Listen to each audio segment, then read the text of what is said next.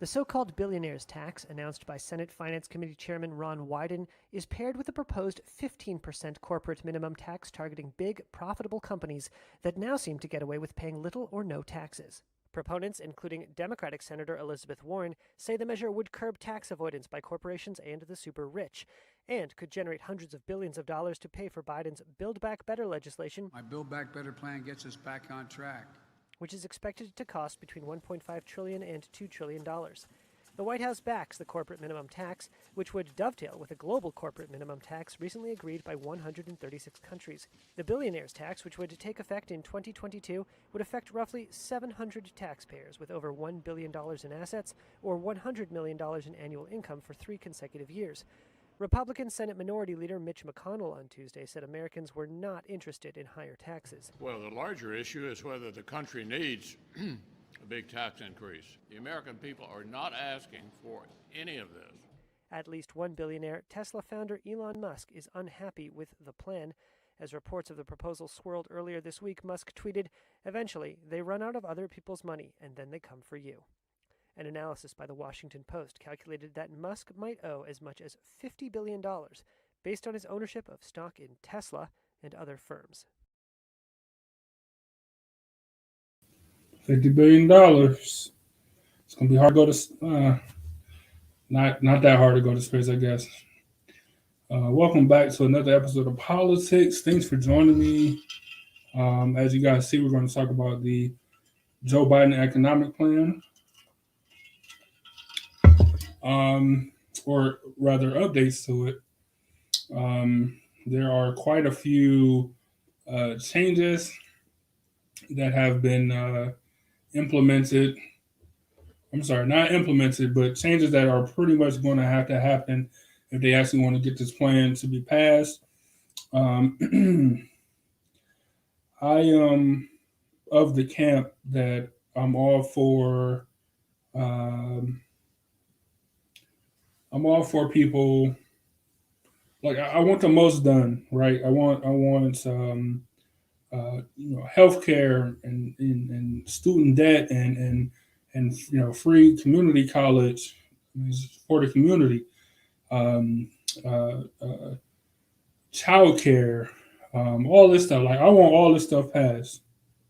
It's not going to happen, right? It has to be compromised. But I don't feel like the compromise is going to be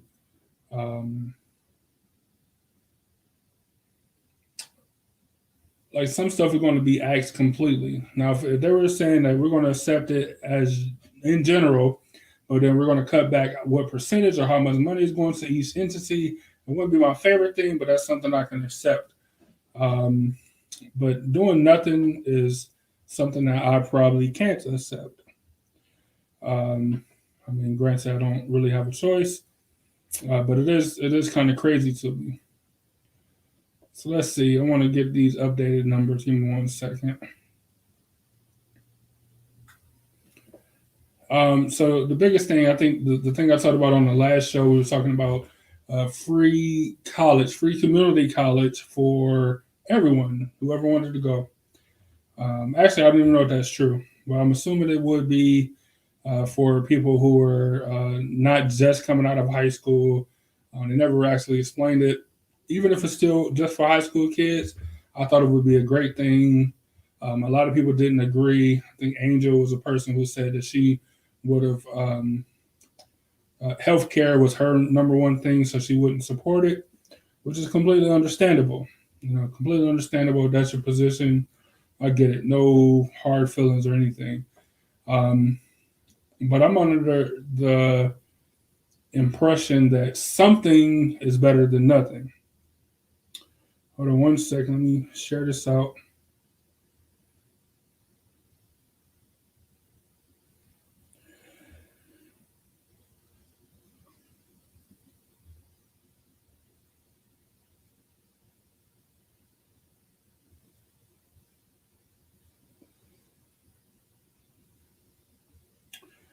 Okay.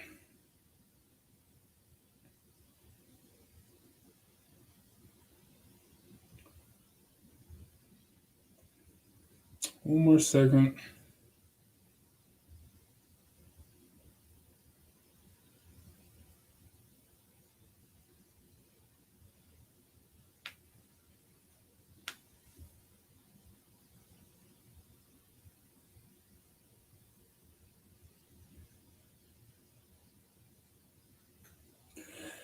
Okay.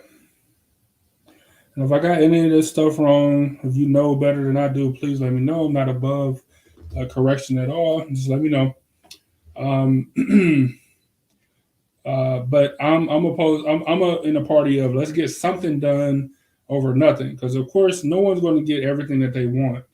Like I told you guys last week, there were two uh, party members. There were two Democratic at that party members who were, um, uh, I guess, holding out um, over, approving this plan. And as you guys know, in the Senate, Democrats would need. Um, one second.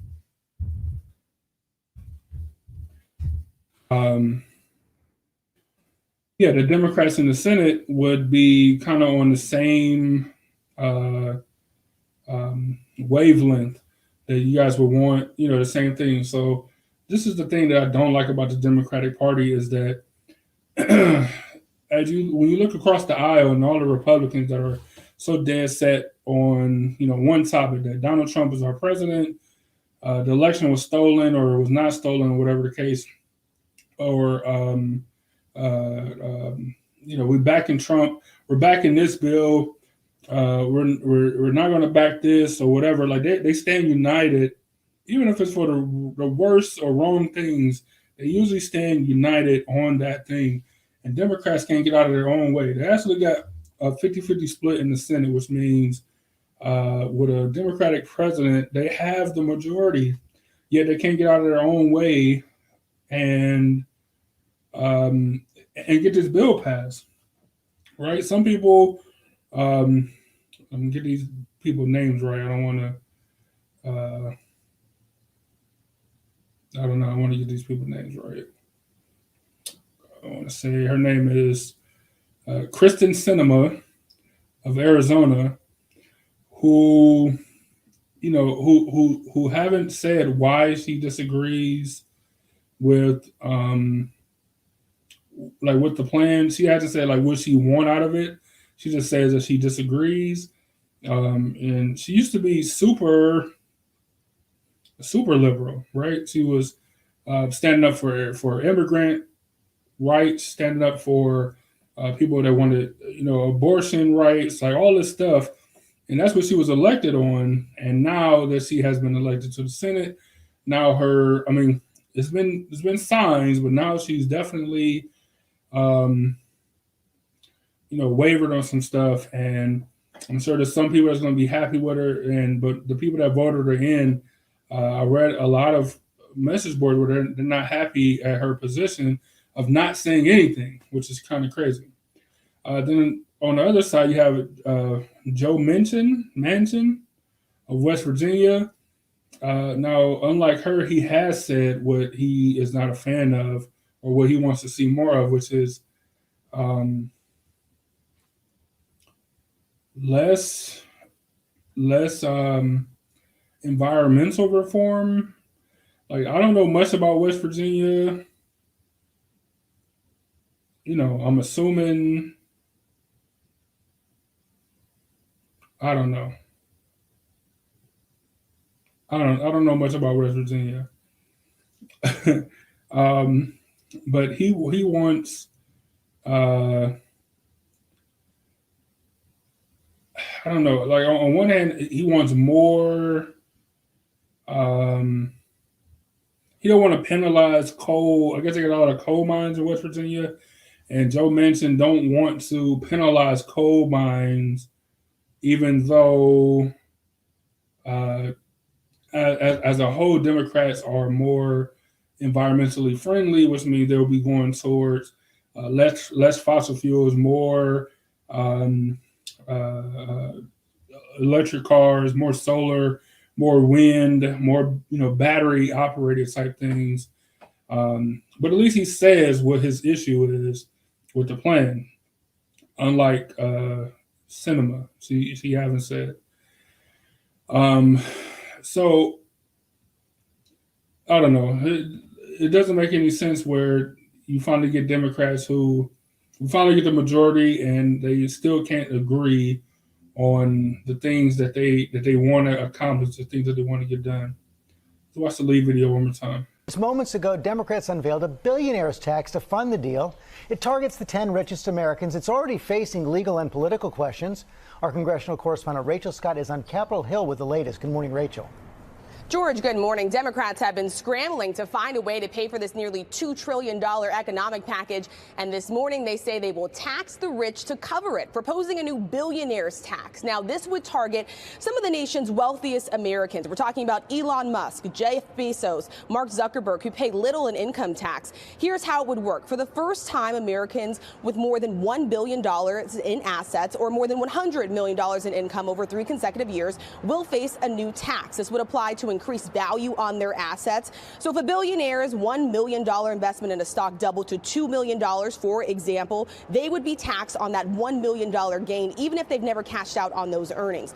And all experts say that this would apply to roughly 700 of the wealthiest people in the U.S. Now, another proposal would set a 15% minimum corporate tax rate on top companies like Amazon, who earn more than $1 billion in profits. That's already been endorsed by one key moderate holdout, Senator Kyrsten Sinema. But none of this comes without risk. Some have already questioned the constitutionality of that billionaire's tax, and any legal challenges here would severely undermine the president's promise that this would be completely paid for, George. Right, and that comes if it passes. But the big question right now, is it enough to close the deal for the Democrats? Yeah, well, the bottom line here, George, is they're simply running out of time. The president wanted a deal by tomorrow before he heads off to Europe on this foreign trip. Late last night, he invited those 2 key moderate holdouts, Senators Kyrsten Sinema and Senator Joe Manchin, over to the White House. But Democrats are still at odds over a few key issues, including expansion of Medicare and Medicaid and paid family leave, George. Rachel Scott, thanks very much. Now, this is absurd to me. This is absolutely crazy to me because you would think fundamentally Democrats would be on the same page. Now, if you talk about how much money should go, allocation of funds, fine, but it's more than that. Like, they're eliminating things that you would think would be on the same accord. You know what I'm saying? I thought universally Democrats felt like the rich should pay for these additional taxes. This is how you get out of this is how you close the gap on the deficit. You tax the rich, the rich people. Now it is 3. Let me type it in real fast. We just had a census. You're looking at roughly 3.3 billion people, roughly, in the States. This additional tax is going to go on 700 of the 3.3 billion people. 700 people that would have to pay more or pay their fair share to what everybody else pays. The other 3.2 billion people, my math is off, but the other billions of people that's out there in the country who has to pay taxes in proportion to what they make, their income, how much money they have. Why wouldn't billionaires have the same issue? Now, look, I'm in the stock market, right? I love Apple. Amazon has been good to me. Tesla has been good to me, as in Elon Musk, Jeff Bezos. But when you say that they should not, be paying for this, I don't get it. They shouldn't have to pay income tax. I don't get it. Now, granted, some people will say, I don't want, it will make more sense to tax the actual business than it would to tax the person. I'm agreeing with that. You won't hear any argument from me. Yet something is better than nothing. This whole show boils down to that. Something is better than nothing. I don't understand. I don't understand how that's not a universally accepted uh, uh, issue in the Democratic Party that rich people should be paying their fair share. Like, it's literally the one thing that I've seen that have connected us, I suppose. Literally the one thing. It's so frustrating that Democrats, and I've said it before, not just on this issue, on anything, that Democrats they'll never get ahead. Democrats will never be in power. They'll never come together and control the company like they can, like they have the majority of people across the country to get the votes. They have the majority in Senate right now.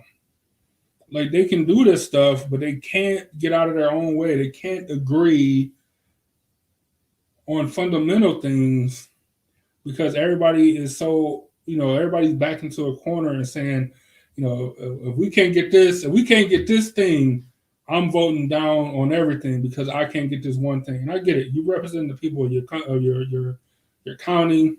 If you're in the House, you represent the people of your state. If you're in the Senate, I get it. I get it.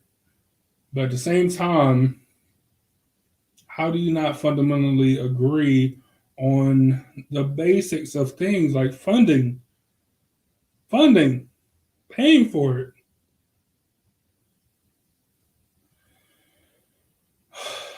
It's extremely frustrating. I had a call from one of the somebody doing surveys, and it wasn't a census, but somebody doing surveys for some government, whatever. And they asked me, they're like, what's your political party? Like, and I couldn't say Democrat because they're like morons, apparently. I couldn't say Republicans because they're essentially bad people. It just seems like they're just assholes on the other side.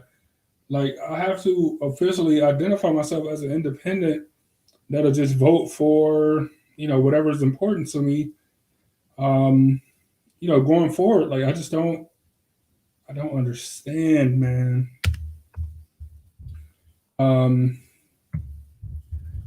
I had a page.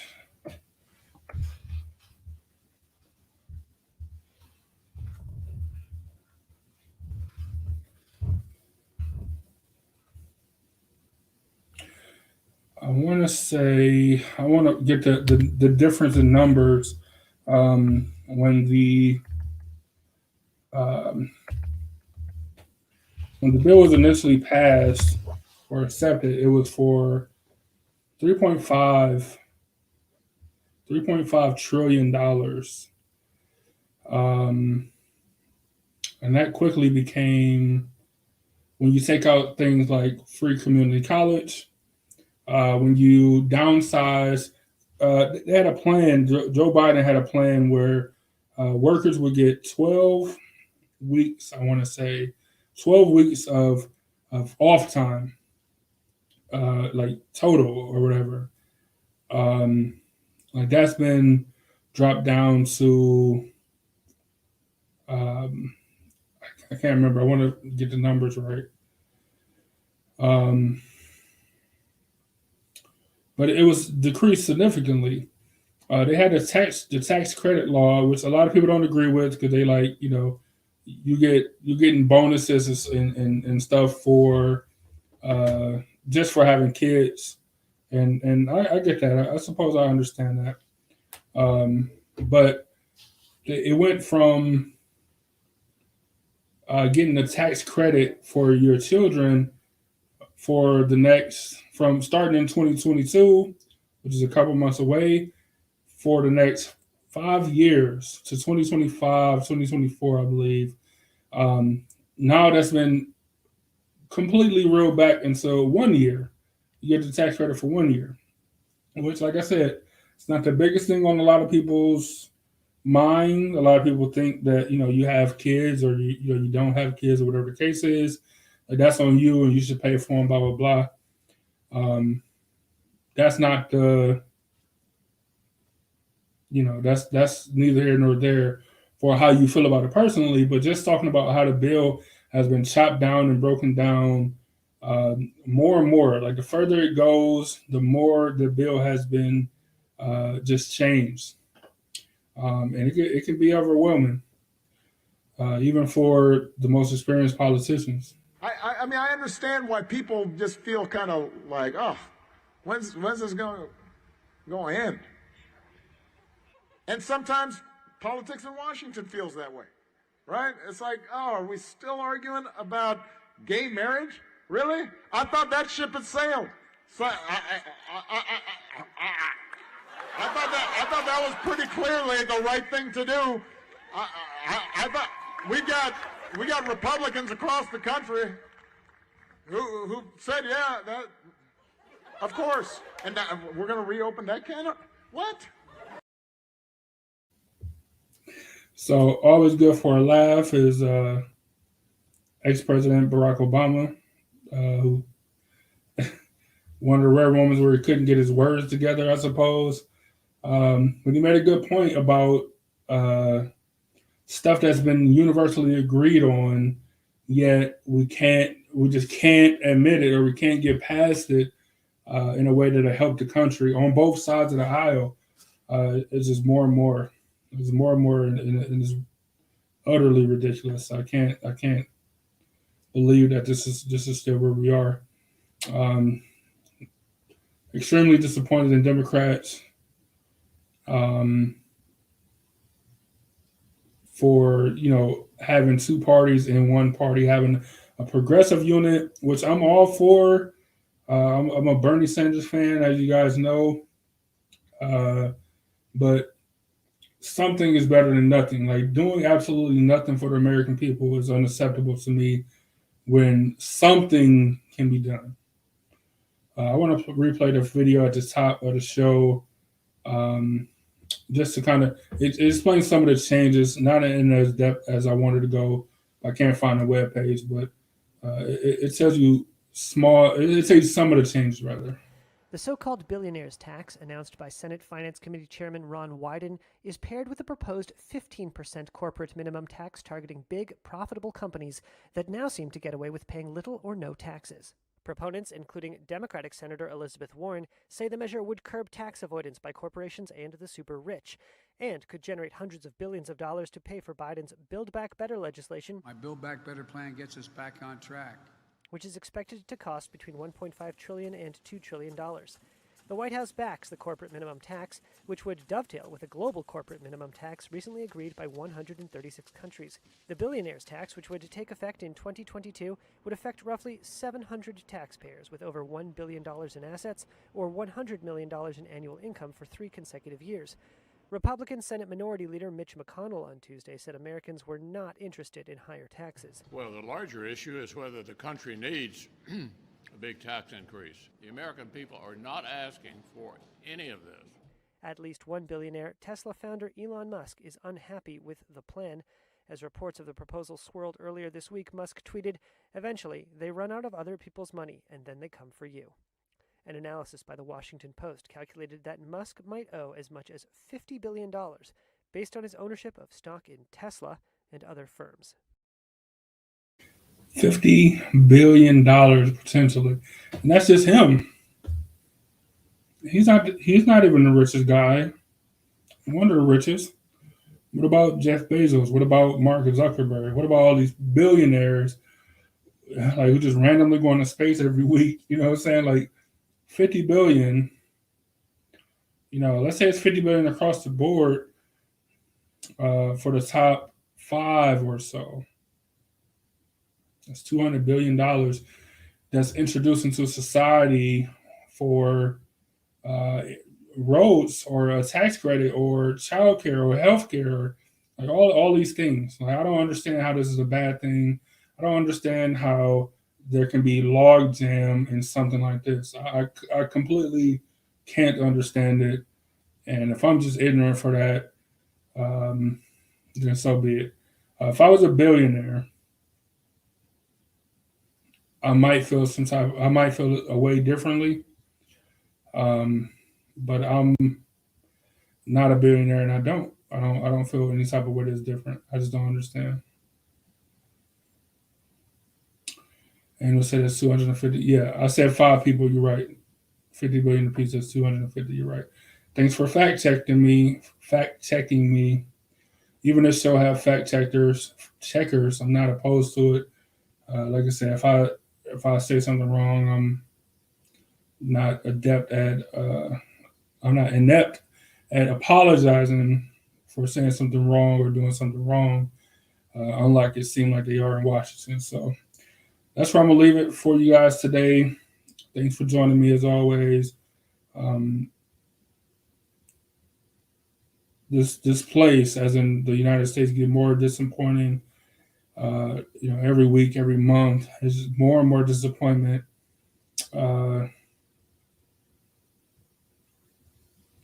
In a variety of different ways. I don't know. It makes me not want to do politics anymore. I'm not gonna lie to you guys. It's one thing when it's a bleak outlook like a Donald Trump situation, where everything he says is bleak but it's something there. But now it's just disappointing to the point where like we actually have the opportunity to make change, to do something different for the people, and it's kind of depressing when it's not taken advantage of. That goes for your local level. That goes for any level of politics. And if you're not able to do the things that you said you're going to do, like be transparent and say why you're not able. Like be transparent as to why you're going to hold up the entire country for these things. Like be transparent about it. Stand up for what it is that you feel like is the right thing to do, instead of hiding behind your weird comments or just not saying anything. Like it's so incredible to me. It's frustrating. You guys have a good week. Be sure to like and share this. I didn't even put it on the screen this time. I apologize. Be sure to like. Be sure to share this in your groups, your family and friends. We are still sharing for breast cancer this month. We are going to still be having a giveaway given to the JD Breast Cancer Foundation. We can give you guys some more information about that coming up soon, but be sure to share and like. Be sure to share and like the video, the show on Sundays. Anything you see, any posts, any videos, any clips, share, like, all that good stuff. It all goes towards a good cause, and helping fight breast cancer, helping to financially help the victims of breast cancer. And we definitely couldn't do it without you guys. So salute to the city as always. You guys be safe. Take it easy out there. And we'll see you Sunday.